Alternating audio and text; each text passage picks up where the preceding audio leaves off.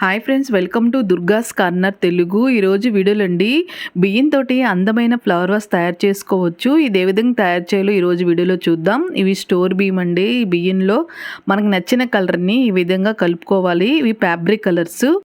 బియ్యానికి మనం వేసిన కలరు బాగా కలిసేలాగా ఈ విధంగా కలుపుకోవాలి. వీడియో చూపిస్తున్నా కదా, ఈ విధంగా బాగా కలుపుకోవాలి. మనం కలిపిన బియ్యం ఒక నైట్ అంతా డ్రై అయిపోవాలండి, బాగా ఆరాలి. అలా బాగా ఆరిన తర్వాత ఒక బాటిల్ తీసుకున్నాను. ఇది పెద్ద సైజు చిన్న సైజు మన ఇష్టం అండి, ఏ బాటిల్ అయినా మనం తీసుకోవచ్చు. నేను చిన్న సైజు బాటిల్ తీసుకున్నాను. ఈ బాటిల్కి వీడియో చూపిస్తున్నా కదా, నేను ఈ విధంగా ఫెవికాల్ని డిజైన్ లాగా గీసానండి. ఇలా తీసిన దాన్ని పెరల్స్ అంటిస్తున్నాను. మనకు నచ్చిన ఏ డిజైన్ అయినా మనం గీసుకోవచ్చు.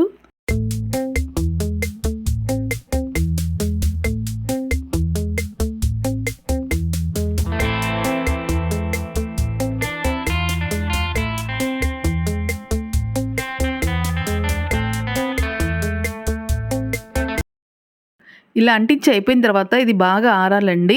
మనం అంటించిన పెరల్స్ బాగా ఆరిన తర్వాత కింద భాగంలో నేను ఫెవికాల్ ఈ విధంగా బ్రష్తో అప్లై చేస్తున్నాను.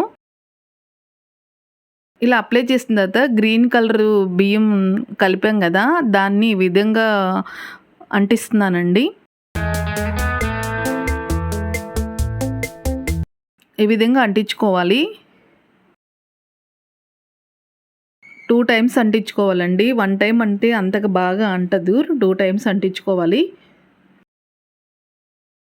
ఆరిన తర్వాత సెకండ్ టైం అంటించుకోవాలి.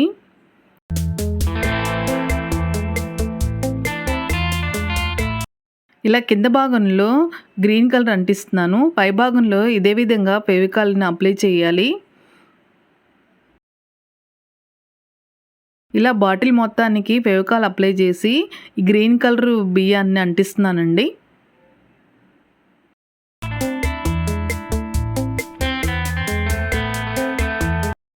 కొంచెం కొంచెం ఫెవికాల్ వేసుకుంటూ ఈ విధంగా అంటించుకోవాలి.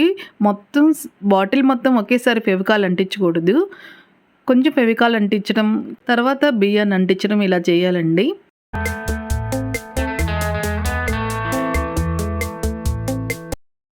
ఏదైనా మధ్యలో అంటకపోతే కొంచెం మళ్ళీ ఫెవికాల్ అంటించి మళ్ళీ ఇలా అంటించేసుకోవాలి.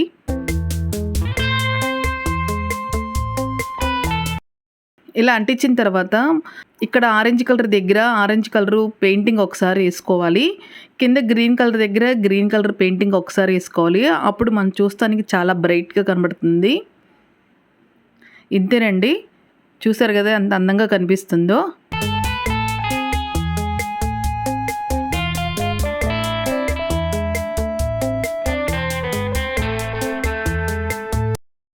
ఇంతేనండి, అందమైన ఫ్లవర్ వాస్ రెడీ అయిపోయింది. ఈ వీడియో కానీ మీకు నచ్చినట్లయితే లైక్ చేయండి, షేర్ చేయండి, మన ఛానల్ సబ్స్క్రైబ్ చేయండి. Thank you.